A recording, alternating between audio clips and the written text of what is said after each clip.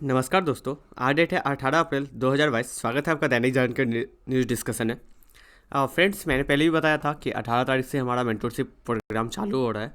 Finally आज से चालू हो गया, लेकिन हमने कुछ फ्री इनिशिएटिव भी रखा है। जो स्टूडेंट मेंटरशिप में ज्वाइन नहीं हुए हैं या ज्वाइन नहीं हो सकते हैं, और उनके लिए ये है कि आज से आपको क्या होगा कि टारगेट मिलेगा।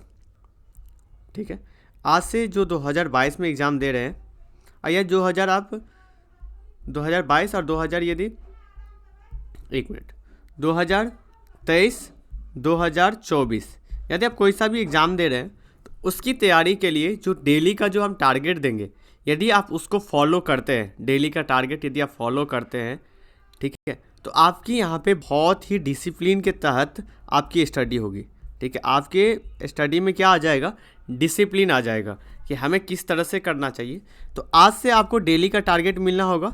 आज थोड़ा सा वीडियो लेट मिलेगा क्योंकि प्रोग्राम का पहला दिन है, तो आज हो सकता है कि 2-3 बजे के आसपास आपको वीडियो मिले, लेकिन प्रॉमिस डेट कि कल से आप लोगों को 6 बजे, ठीक है, सुबह 6 बजे आप लोग अपने अकॉर्डिंग मुझे कमेंट बॉक्स में टाइम बताइएगा कि मैं टारगेट कितने बजे दूँ। ठीक है, तो 6 बजे के आसपास आपको वीडियो मिल जाएगा। उस वीडियो में क्या होगा ये मैं बता देता हूँ, थोड़ा सा आपसे 2 मिनट लूँगा। उस वीडियो के अंतर्गत कौन सा टारगेट को आपको बीट करना है, आज का टारगेट क्या क्या होना चाहिए, सोर्स टारगेट में भी मैं यहाँ पे लिखा रहेगा कि किस टॉपिक को आपको करना है। ये नहीं कि पूरा हिस्ट्री को कर लो, ऐसा नहीं। हिस्ट्री में भी किस पोर्शन को हम करेंगे। ठीक है, तो टारगेट रहेगा। उस टारगेट के दौरान, ठीक है, उस टारगेट के दौरान आपको क्या करना है, आपको इसमें रिसोर्स लिखा रहेगा। आपको उस रिसोर्स को पढ़ना है। पढ़ने के मतलब है कि एक अच्छी अंडरस्टैंडिंग लेना है। देखिए, जो टारगेट होगा ना, ये डे 1 1 2 3 करके है, मतलब कि हर एक दिन का टारगेट है। तो ऐसे इसमें आपको क्या चीज़ें बना के रखना है, पैसेंस, धैर्य बना के रखना है कि मेरा सिलेबस का मैं गारंटी देता हूँ कि हम एक एक पार्ट को कवर करेंगे और रिवीजन करवाएंगे, लेकिन आप डिसिप्लिन से इसको फॉलो करते रहिए। राइट, और आपके जो फ्रेंड होगा उनके साथ भी ये शेयर करिएगा, क्योंकि शायद हो सके कि उनके साथ भी डिसिप्लिन आ सके। ठीक है, उनकी पढ़ाई में किस तरह से करना चाहिए आपको, उसमें आपको कब अपना ऑप्शनल पे टाइम देना चाहिए, सारी चीज़ें हम जानकारी वहाँ पे लेते रहेंगे। आप कमेंट मुझे कर सकते हैं, ठीक है, तो वहाँ पे हम करते रहेंगे। चलिए, तो आज पहला आपको वीडियो मिल जाएगा, वहाँ से अपना जर्नी स्टार्ट करिएगा। अब हम डिस्कशन स्टार्ट करते हैं। देखिए, डिस्कशन का जो पहला टॉपिक है वो टॉपिक है गरीबी से संबंधित। देखिए, वर्ल्ड बैंक का रिपोर्ट आया है, ठीक है, विश्व बैंक का रिपोर्ट आया है। ये रिपोर्ट जो है, रिपोर्ट का जो नाम है, यह बताता है कि विश्व बैंक के द्वारा रिपोर्ट जारी किया गया है। यह बताता है कि गरीबी जो है ना, वो भारत में पहले से सही हुआ है, कंपेयर टू 2004 2014 इससे बढ़ा है। ठीक है, हमारा जो गरीबी है ये कहीं ना कहीं जो हमारा जो पैरामीटर है उसमें बढ़ोतरी हुई है, मतलब कि गरीबी में कमी आई है।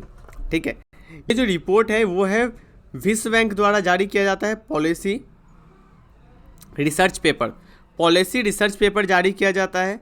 इसमें कहा गया है कि 2011 में अति गरीबी दर जो था भारत में वो 22% था, 22.5% था। ये गरीबी दर 2015 में घट के हो गया 19.1%। उसके बाद 2019 तक का बता रहे हैं इसमें कि 2019 में ये 10% आ गया। ठीक है, 10% आ गया, कि यानी कि 2011 से लेकर 2015 के बीच गरीबी का जो परसेंटेज है वो 3.4% की कमी आई है, मतलब कि डिक्रीज़ हुआ है। वहीं 2015 से लेकर 2019 के बीच अति गरीबी दर जो है, अति गरीबी मतलब एक होता है गरीबी, एक होता है ज़्यादा गरीबी।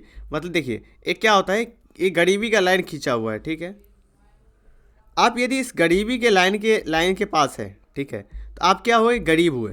ठीक है, लेकिन एक होता है कि जो ये गरीबी का ये भी लाइन के नीचे है, ठीक है, तो ये क्या हो गया, अति गरीबी हो गया।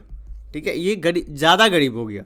राइट, तो ये समझिए, हम इसको गरीबी को ना अभी डिटेल में डिस्कस करेंगे। बेसिक सारे चीज़ों को, प्रॉब्लम इशू सारा है उसको हम डिस्कस करेंगे। जो अभी करंट में जो प्रॉब्लम है उसको पहले देख लेते हैं, उसके बाद चलेंगे स्टैटिक्स पोर्शन पे। ओके, तो ये है।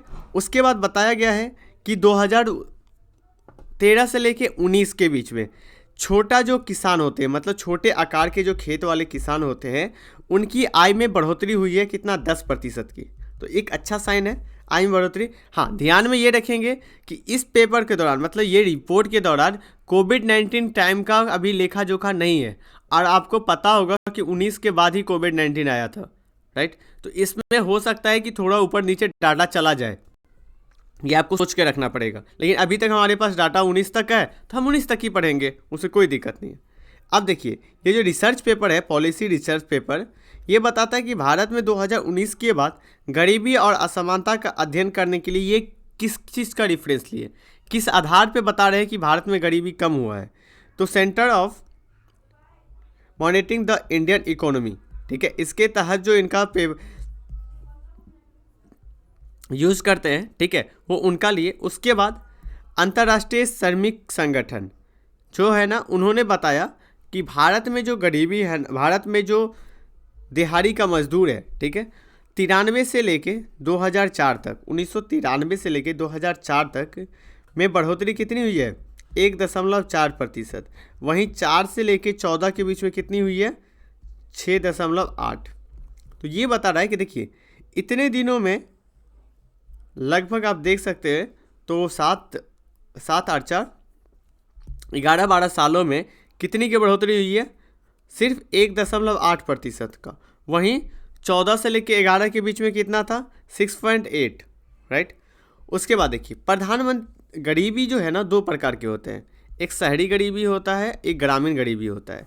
तो शहरी गरीबी के अपेक्षाकृत ग्रामीण गरीबी, मतलब दोनों ही जगह इसमें हमें सुधार देखने के लिए मिला है, ठीक है। तो ये था हमारा कि जो वर्ल्ड बैंक का रिपोर्ट जारी किया गया था, उसके तहत जो चीज़ें लिखा गया उसके बारे में, ठीक है। इसमें देख सकते हैं अति गरीबी जो दर था 2011 में 22.5%, 15 में 9.1%, 19 में 10%। तो ये जो है, ये चार्ट आप डाटा याद कर सकते हैं, डाटा को आप नोट करके रख सकते हैं, जिसके तहत क्या होगा कि आप मेंस के अपने आंसर राइटिंग में इसको पुट कर सकते हैं। तो आपका आंसर, मतलब आप लिख सकते हो कि अकॉर्डिंग टू, मतलब कि वर्ल्ड बैंक के अनुसार भारत में जो गरीबी दर है वो कम हुआ है। 2011 में 22.5% था, उसे घट के हाल ही में 2019 के रिपोर्ट में 10% रहा है, ठीक है। तो ऐसे करके आप इसका डाटा यूज़ कर सकते हैं। देखिए, हमारे ना यूपीएससी में ना सबसे इंपॉर्टेंट चीज़ें क्या है पता है, हमारे पास ना ज्ञान की कोई कमी नहीं होती है। ज्ञान जो है ना, यूपीएससी का आप तैयारी करेंगे तो हर स्टूडेंट के पास अच्छा खासा ज्ञान होता है, इसका यूज़ करना सबसे ज़्यादा ज़रूरी है। आपने इस न्यूज़ को पढ़ा और इस न्यूज़ का अपने आंसर में किस तरह से यूज़ करेंगे, वो बेनिफिट होगा आपके लिए। ये न्यूज़ पढ़ना इंपॉर्टेंट नहीं होता है, हम तो न्यूज़ पढ़ लेते हैं लेकिन अप्लाई नहीं कर पाते, ये हर वक्त समझिए। इसलिए जो हमारा आंसर राइटिंग प्रोग्राम चला है, मैं हर एक स्टूडेंट को यही समझाता हूँ कि आपने थोड़ा ही लिया, मतलब कि आपने इतना ही ज्ञान लिया, ठीक है, कोई इतना ज्ञान लिया, वो इस ज्ञान को पूरा यूटिलाइज नहीं कर रहा है, लेकिन आपने इसी ज्ञान को सही जगह पे परोस दिया, सही जगह पे सही तरीक़ा से परोसा। अब देखिए, इनके पास ना बहुत सारा सब्जी है, बहुत सारा खाना डिश बना के रखे हैं, इन्होंने एक ही प्लेट पे लगा दिया, लेकिन आपने क्या किया, हर एक खाना के लिए सेपरेट प्लेट, वो जो कटोरा होता है उसमें सब में अलग अलग आपने परोसा, तो देखने में अच्छा लगता है, वही आपको प्लस पॉइंट वही मिलेगा, ठीक है। तो चलिए गरीबी की तरफ देखते हैं, डिटेल में डिस्कस करते हैं। देखिए, गरीबी क्या होता है, सबसे पहले परिभाषा जानिए गरीबी का। गरीबी जिससे मतलब कोई भी व्यक्ति, ठीक है, कोई व्यक्ति या परिवार, ठीक है, उसको वित्तीय संसाधन की मतलब उपलब्धता नहीं होती है, ठीक है, अनुपलब्धता के कारण अपने जीवन के निर्वाह के लिए जो बुनियादी आवश्यकता होती है उसको पूरा करने में वो यदि असमर्थ है तो वो गरीब होगा। क्या होगा, गरीब होगा। क्या है कि मान लीजिए कि मूलभूत आवश्यकता है रोटी, कपड़ा, मकान, ये नॉर्मल स्वास्थ्य एक्सेस होना चाहिए, ये सब है। ये सब करने में यदि कोई व्यक्ति असफल है तो वो क्या है, गरीब है। इसके लिए अर्थशास्त्री और जो पॉलिसी मेकर है, निर्माणकर्ता, नीति निर्माणकर्ता, उन्होंने व्यय को लेके जो बताया है कि गरीबी रेखा उन्होंने तय किया है, ठीक है, एक गरीबी रेखा तय किया गया है, जिससे कि नीचे रहने वाले को क्या बोल देता है, पूर्ण गरीबी कहा जाता है, ठीक है। हेनरी के द्वारा 4 आयाम दिया हुआ है गरीबी का, हेनरी के द्वारा 4 आयाम दिया हुआ है गरीबी का। पहला, जीविका राजनीतियों का अभाव, संसाधन मतलब धन, उसके बाद धन, उसके बाद आप भूमि देख सकते हैं, आदि का अनुपलब्धता, मतलब उनके पास ये चीज़ों को ज़्यादा लैंड नहीं है किसी के पास, ठीक है, ये है असुरक्षा का भावना। उसके बाद संसाधनों के अभाव के कारण सामाजिक संबंध रखने और विकास की अक्षमता, मतलब विकास नहीं हो पाना। तो ये चारे गरीबी का आयाम बताते रहते हैं। अब हम गरीबी का कारण देखते हैं, गरीबी का क्या कारण हो सकता है। निम्न पूंजी निर्माण, पहला कारण है निम्न पूंजी निर्माण। आधारभूत संरचना का अभाव, मांग का अभाव, जनसंख्या का दबाव। देखिए जनसंख्या का दबाव समझिए। अब मान लीजिए किसी फैमिली में 2 मेंबर हैं और बाद में उस तो 2 मेंबर है, 100 रुपया इनकम है तो इनका काम चल जाता है। लेकिन यही फैमिली मेंबर में बाद में 5 फैमिली मेंबर हो जाते हैं। तो क्या लगता है 100 रुपया में हर एक जो 100 रुपया में जो दो इंसान जीता था जिस तरह से लिविंग स्टैंडर्ड में, वो क्या 5 जन रह के जी पाएगा? नहीं जी पाएगा। कोई ना कोई अपनी जो होता है ना आवश्यकता, उसको ख़त्म करना ही पड़ेगा, फिर जाके वो जी सकता है। तो ये है कि जनसंख्या का दबाव। उसके बाद है सामाजिक और कल्याण व्यवस्था का अभाव। हमारे यहाँ पे सामाजिक कल्याण व्यवस्था जो है उसमें भी कमी देखने को लिए मिलता है। उसके बाद है वर्तमान में चुनौतियाँ क्या है। वर्तमान में जो चुनौतियाँ हमारे पास है वो है असमानता। आप देखेंगे कि भारत के अंदर एक तो वर्ग है कि बहुत ज़्यादा धनिक हो गया है, एक ऐसा वर्ग है कि बहुत ज़्यादा गरीब हो गया है। तो ये जो दोनों के बीच में क्या है, असमानता है, मतलब कि इन दोनों के बीच में बहुत बड़ी गैप है, तो इसको दूर करना है, राइट। आय जोखिम जो है, आय जोखिम के लिए, ठीक है, आप देखेंगे कि आय जोखिम के लिए सामाजिक जो क्षेत्र है, वस्तु और सेवा के लिए, तो वो चीज़ें देख सकते हैं।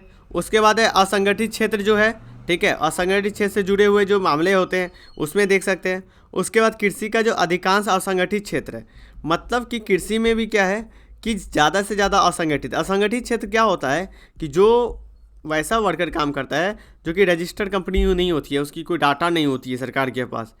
यदि वो काम करते हैं तो उनके पास क्या है कि उनके पास कोई सिक्योरिटी नहीं होता है, ना उसके पास ESI PF ऐसा करके कुछ होता है। वो दिहाड़ी मजदूर की तरह होते हैं, 500 रुपया उनको मिल गया, बस ख़त्म, राइट। तो अधिकांश जो कृषि में लोग लगे हुए हैं वो किससे है, असंगठित क्षेत्रों में है।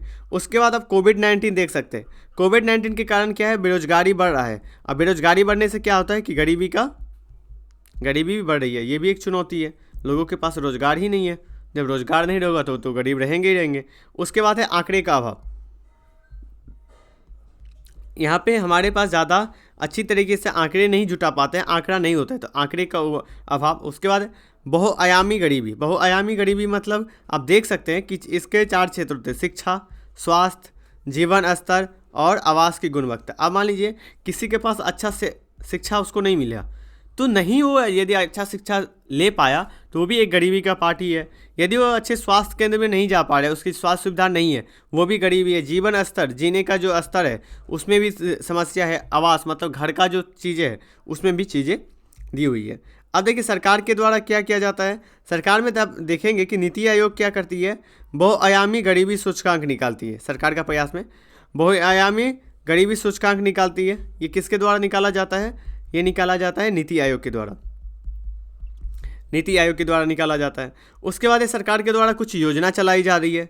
वो योजना जो है मनरेगा, ठीक है। मनरेगा आपको पता है कि 100 दिनों तक काम दिया जाएगा, 100 दिनों तक, राइट, मिनिमम। तो इससे क्या कि थोड़ी सा उनका पास पैसा आ जाएगा, मतलब गरीबी दूर करने में काम आता है। उसके बाद है प्रधानमंत्री कौशल विकास योजना। आप लोगों को क्या करो, स्किल करो, उनके पास जॉब खुद आ जाएगा, जॉब खुद मिल जाएगा। उसके बाद है प्रधानमंत्री जनधन योजना। जनधन योजना के साथ जोड़ो, मतलब कि वित्तीय समावेशन के साथ जोड़ा जाए, वित्त के साथ कनेक्ट किया जाए। तो एक तो इसके तहत डीबीटी के माध्यम से, ये आप लोग के लिए पॉइंट हुआ, डीबीटी डायरेक्ट बेनिफिट ट्रांसफ़र, ठीक है। तो डीबीटी माध्यम से हम जनता को ज़्यादा से ज़्यादा भ्रष्टाचार को रोकने के लिए पैसा प्रोवाइड कर सकते हैं।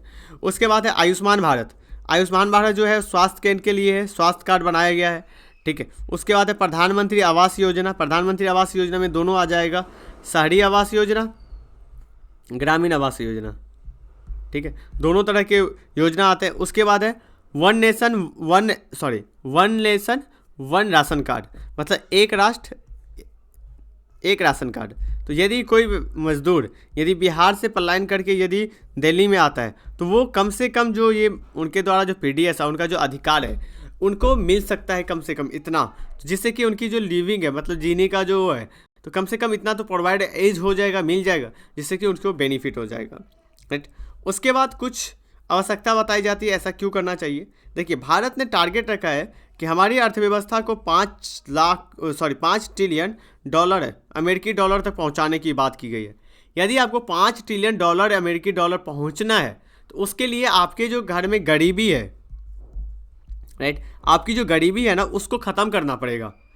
आप गरीबी को ख़त्म किए बिना आप जो सोचोगे कि मैं ये टारगेट अचीव कर लूँगा, तो दिक्कतें हो सकती है, राइट। उसके बाद है सरकार के द्वारा स्वास्थ्य, शिक्षा, आवास की गुणवत्ता, ये सब सारे चीज़ों को क्या करना पड़ेगा, मेंटेन करना पड़ेगा, राइट। तो यही था हमारा आर्टिकल। उसमें एक क्वेश्चन है जो आपको इसमें कर लेना है, ये प्रैक्टिस क्वेश्चन है, और इस क्वेश्चन को करने के बाद टेलीग्राम चैनल है बुद्धा एस, आप सर्च करिएगा बुद्धा एस आंसर राइटिंग, तो वो मिल जाएगा, वहाँ पे आप अपना आंसर पोस्ट कर सकते हैं। हाल के वर्षों में सरकार द्वारा जारी अनुमानित आंकड़े ठीक है, देश में गरीबी के स्तर में गिरावट के संकेत देते हैं, ठीक है। आज जो हमने लिखा ना डाटा, उसका भी आप यूज़ कर सकते हैं। भारत में गरीबी को मापने के मानकों की समीक्षा करते हुए इसमें आवश्यक परिवर्तन, मतलब कि उसमें परिवर्तन क्या क्या हो सकती है, और इसके प्रभाव पर चर्चा कीजिए, राइट। तो ये आपका क्वेश्चन हुआ। इस क्वेश्चन को केयरफुली पढ़ना है और इसको आपको आंसर लिख के 250 वर्ड में लिखेगा, ठीक है, 250 वर्ड, और फिर आपको पोस्ट कर देना है। चलिए नेक्स्ट आर्टिकल की ओर चलते हैं। नेक्स्ट आर्टिकल ये आर्टिकल है कि जीएसटी के स्लैब में पेज 1 में ही है, ठीक है। जीएसटी के स्लैब में अब चेंज करने की बात की जाती है। पहला देखिए जीएसटी क्या होता है। जीएसटी ना क्या था कि पहले बहुत सारे अप्रत्यक्ष कर होते थे। अप्रत्यक्ष कर क्या होता है ये मैं समझाता हूँ पहले, ठीक है। पैसेंस बना के रखिएगा वीडियो में, राइट, क्योंकि हम डिटेल में डिस्कस करना चाहते हैं और एक एक पॉइंट को डिस्कस करना चाहते हैं। अप्रत्यक्ष कर क्या होता है। अप्रत्यक्ष कर ये होता है वो कर जो व्यक्ति जिसके ऊपर लगता है, ठीक है, वो अपने खुद भर के नहीं भर के वो दूसरे के ऊपर उसको ट्रांसफ़र कर सके। अब मान लीजिए कि जीएसटी जो है ना, वो किसके ऊपर लगाओ, कंपनी के ऊपर, जो कंपनी निर्माण कर रही है। उसने किसको दिया, ट्रांसफ़र किया, उसने किया थोक विक्रेता को। थोक विक्रेता किसको किया ट्रांसफ़र, जीएसटी ट्रांसफ़र किया रिटेलर को। रिटेलर किसको करेगा, कस्टमर को। तो एक्चुअली जीएसटी कौन भरता है, जीएसटी भरता है नागरिक, मतलब जनता। लेकिन क्या जनता सरकार को सीधा जाकर जीएसटी जमा करता है, तो इसका आंसर होगा नहीं। सरकार को जीएसटी आप सरकार को नहीं देते। जैसे मान लीजिए कि आप कोई बिस्किट खरीदते हैं, उस पर भी जीएसटी लगता है। तो क्या आपने 2 रुपये का 3 रुपये का बिस्किट खरीदा, तो आपने क्या किया, 2 रुपये दुकानदार को दिया, 1 रुपया बोला कि मैं सरकार को दे दूंगा, ऐसा नहीं है। आप दुकानदार को देते हो, वो ऊपर वाले को देता है, वो ऊपर वाले को देता है, वो फिल करता है, सरकार के पास ऐसे जाता है, राइट। तो ये क्या हो गया, अप्रत्यक्ष हो गया। अप्रत्यक्ष क्या होता है कि जैसे मान लीजिए कि आपके ऊपर यदि सरकार ने टैक्स लगाया, ठीक है, तो ये टैक्स आप किसी दूसरे के ऊपर ट्रांसफ़र नहीं करेंगे, आप ही डायरेक्ट सरकार को आपको चुकाना पड़ेगा। तो ये हो गया प्रत्यक्ष कर, ठीक है। तो अप्रत्यक्ष कर में कौन कौन सा आता है, आयकर आता है, निगम कर आता है। और अप्रत्यक्ष जो कर है उसमें बहुत सारे पहले कर थे, उन सारे करों को ख़त्म करके, सारे करों को सिंपल करके जीएसटी लाया गया, वस्तु एवं सेवा कर, ठीक है। तो जीएसटी जो लाया गया वो 2017 में लाया गया था, और आप लोग बताएंगे कौन सा संविधान संशोधन के तहत लाया गया था, ठीक है। 2017 में मैंने दे दिया हिंट, और मुझे कमेंट बॉक्स में बताइए कि कौन सा संविधान संशोधन के द्वारा लाया गया था। इसके तहत जीएसटी एक काउंसिल बनाया जाता है, परिषद। जीएसटी काउंसिल जो होता है उसका अध्यक्ष होता है वित्त मंत्री, और वो राज्य, जितने भी राज्य हैं उनके वित्त मंत्री इनके सदस्य होते हैं। वो मिल के काउंसिल में क्या करते हैं, बैठक करते हैं, जीएसटी को लेकर चर्चा की जाती है कि इसको किस तरह से मूव ऑन किया जाए, किस तरह से काम किया जाए, ये सारा चीज़ें किया जाता है। अब इसमें एक चीज़ें निकल के आ रही है, मैं पहले भी चर्चा कर चुका हूँ कि 5% की जो स्लैब है उसको ख़त्म किया जाएगा। अभी तक क्या है कि स्लैब जो है वो 5% का स्लैब है, 8% का स्लैब है, 28% का स्लैब है, ठीक है, और ये 4 स्लैब है, 5, 12, 18, 28, ठीक है। और कहीं कहीं पे आप देखेंगे तो किसी आभूषण के चीज़ों पे 3% भी आपको देखने के लिए मिलेगा। तो ये 5% है। अब ये क्या करेगी कि ये 5% वाला जो स्लैब है इसको ख़त्म कर देगी, कुछ को ट्रांसफ़र कर देगी 3 में, लेकिन ज़्यादातर को किस में ट्रांसफ़र करेगी, 12 में। तो अब 3 ही प्रकार के रखने की बात की जाती है, ठीक है, 4 प्रकार के, जिसमें 8 को ख़त्म करके, ठीक है, सॉरी 5 को ख़त्म करके 8% का स्लैब लाया जाएगा, ठीक है, 8% का स्लैब लाया जाएगा। तो इसमें क्या हुआ कि एज आया, तो इस तरह का स्लैब डाला जा सकता है, जिससे कि क्या होगी कि राज्यों को क्या होगा, इनकम बढ़ेगा, राज्यों को इनकम बढ़ेगा। तो सभी राज्य इसके पक्ष में है, क्योंकि आपको बताया कि कोविड-19 के बाद सरकार के पास उतना राजस्व नहीं है। इस राजस्व को पूरा करने के लिए जीएसटी को इस तरह से लाना जरूरी है। तो हमने यही चीज़ें देखा कि पहले किस तरह का स्लैब था, अब इस स्लैब को हटा के 5% वाला स्लैब को हटा के 8% की स्लैब को जोड़ने की बात की जा रही है, ठीक है। चलिए नेक्स्ट आर्टिकल की ओर चलते हैं। नेक्स्ट आर्टिकल इस पेज में है।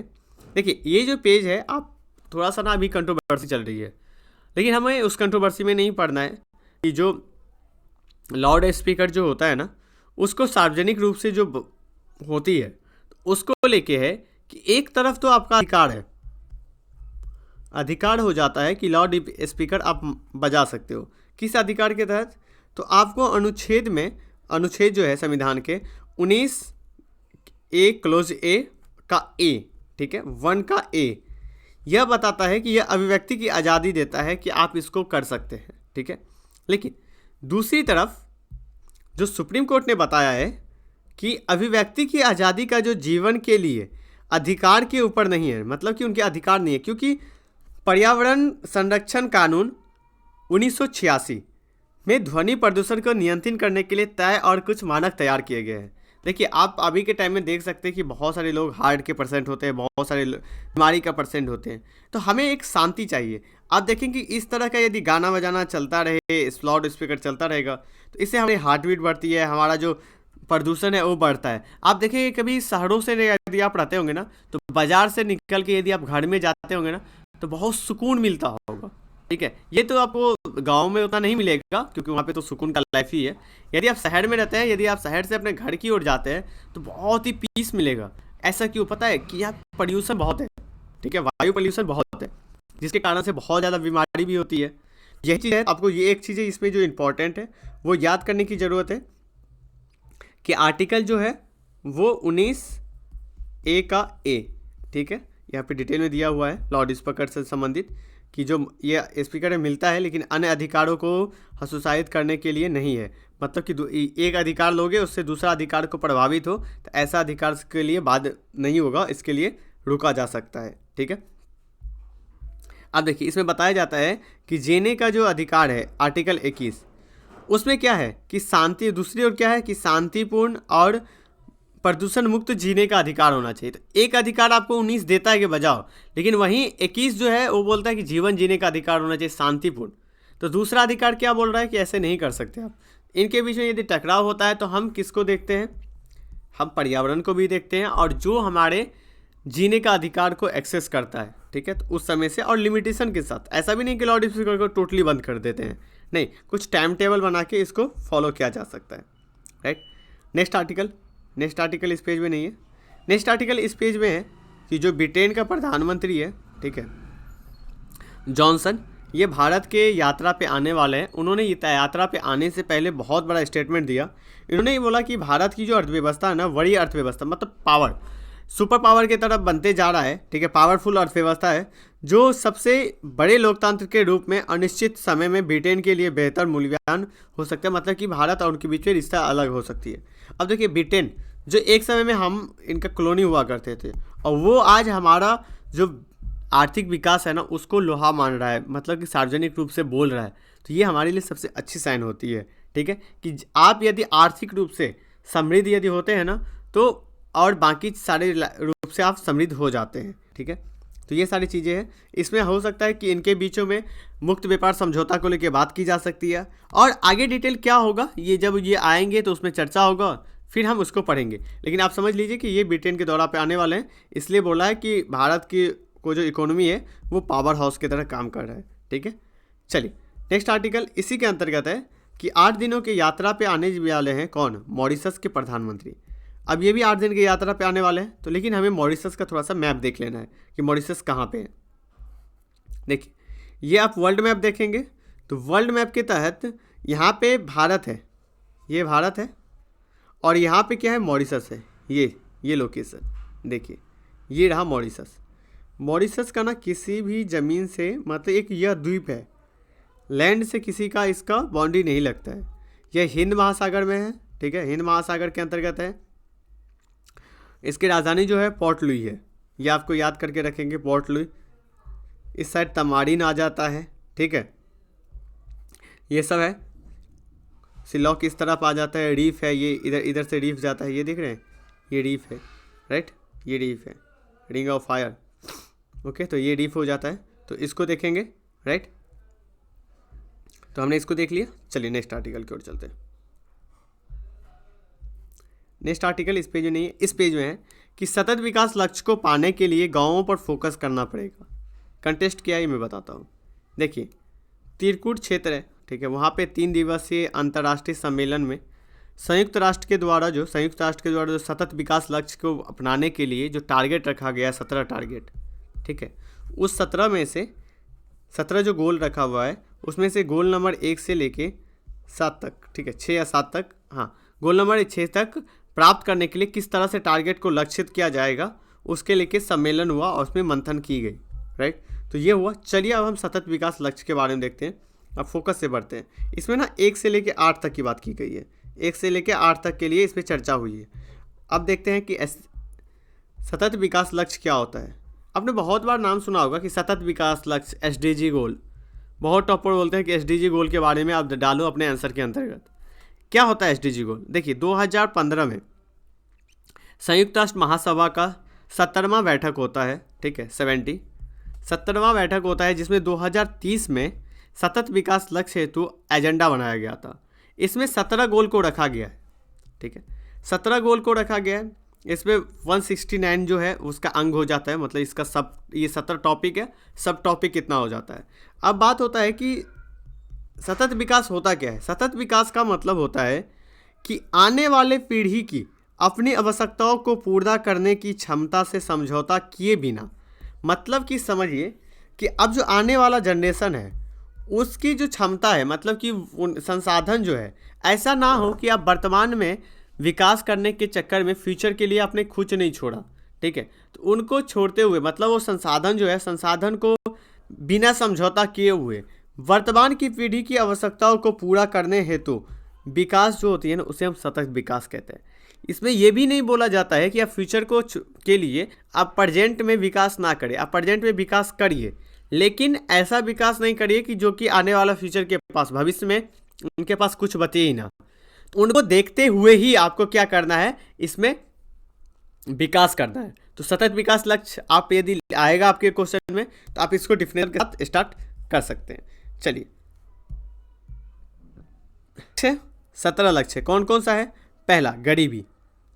ये बताता है गरीबी के सभी जो रूप है ना, उसमें विश्व में से ख़त्म करना चाहिए। तो SDG गोल पहला गरीबी है। उसके बाद है भूख की समाप्ति होना, मतलब भूखों को ख़त्म करें, मतलब कि कोई भी हंगर ना रहे, कोई भी भूखा ना रहे, 0 हंगर, ठीक है। सभी आयु के लोगों में स्वास्थ्य, सुरक्षा और स्वास्थ्य जीवन को बढ़ावा देना, ठीक है, हेल्थ से संबंधित है। समावेशी और न्यायसंगत गुणवत्तापूर्ण शिक्षा सुनिश्चित करने के साथ साथ, ठीक है, साथ ही सभी को सीखने का अवसर प्रदान करना। हमारे यहाँ पे इसके लिए क्या है? आर्टिकल 21A, ठीक है। तो सभी के लिए शिक्षा न्यायपूर्ण होना चाहिए। लैंगिक असमानता का बात करता है कि इसमें लैंगिक असमानता को ख़त्म करना चाहिए, ठीक है। उसके बाद है सभी के लिए स्वच्छता और पानी, मतलब स्वच्छ पानी, स्वच्छता वाला पानी होना चाहिए। उसके बाद है सस्ती, विश्वसनीय, टिकाऊ और आधुनिक एनर्जी तक पहुंच होना चाहिए। ऐसा नहीं कि ऐसा एनर्जी करे जिससे कि पर्यावरण दूषित हो, ऐसा नहीं। सस्ती होनी चाहिए, टिकाऊ होनी चाहिए, आधुनिक होनी चाहिए, मतलब आधुनिकता के साथ। उसके बाद है नेक्स्ट जो गोल है, वो गोल ऐसे में लिख देता हूँ पहले। गोल नंबर 1, 2, 3, 4, 5, 6, 7, 8, 9, 10, 11, 12, 13, 14, 15, 16, 17, ठीक है। चलिए, उसके बाद क्या है? सभी के लिए क्या है? निरंतर, समावेशी और सतत आर्थिक विकास, पूर्ण और उत्पादक रोजगारों को बेहतर कार्य के लिए बढ़ावा देना, ठीक है। लचीले बुनियादी जो ढांचे होते हैं, समावेशी और सतत जो औद्योगिक नीति होती है उसको बढ़ावा देना। देश के बीच, ठीक है, और देश के बीच और भीतर असमानता को कम करना, मतलब असमानता को कम करने की बात की जा रही है। उसके बाद है शहर और मानव जीवन बस्तियों का निर्माण करना, सुरक्षित टिकाऊ होना चाहिए। उसके बाद है अस्थायी खपत और उत्पादन पैटर्न को सुनिश्चित करना, जलवायु परिवर्तन से निपटने के लिए प्रयास करना, स्थानीय सतत विकास के लिए आप देख सकते हो महासागर, समुद्र, समुद्री संसाधनों का संरक्षण करना, आप इसको संरक्षण करने की बात की जाती है।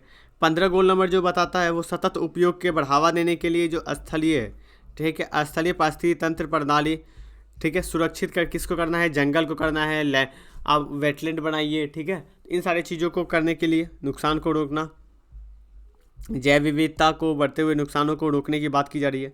सतत विकास के लक्ष्य के तहत क्या बोलता है, शांतिपूर्ण और समावेशी समिति बना के को बढ़ावा दें जिससे कि हमें क्या हो कि जवाबदेही हो सके और प्रभावी हो सके। उसके बाद है विकास के लिए वैश्विक भागीदारी को सुनिश्चित किया जा सके, राइट। तो ये सारी चीज़ें आप यहाँ पे कर सकते हैं, ठीक है। तो ये 17 लक्ष्य हमने देखा, 17 गोल। तो इस गोल को आपको फिंगरप्रिंट पे याद करके रखना है कि हर एक उंगली पे आपको पता होना चाहिए कि कौन सा गोल है। तो ये जो SDG गोल है ये आपके एग्ज़ाम के लिए बहुत ही इंपॉर्टेंट हो जाता है, राइट। चलिए न्यूज़पेपर की ओर चलते हैं। अब इस पेज में आर्टिकल नहीं है, ठीक है, मोटा मोटी आज जो इम्पोर्टेंट आर्टिकल था वो ख़त्म हो चुका है। आज जो इसमें भी है, इस सारी धरोहर को मतलब कि प्रदूषण जो हमारा पुराना धरोहर है ना वो प्रदूषित हो रहा है, तो उतना अच्छा आर्टिकल नहीं है, बस यही चीज़ें बात की जाती है, राइट। ये पाकिस्तान वाला मैटर को लेके बात किया जाता है, तो ये भी हमारे लिए नहीं है, तो एडिटोरियल में इंपॉर्टेंट नहीं है।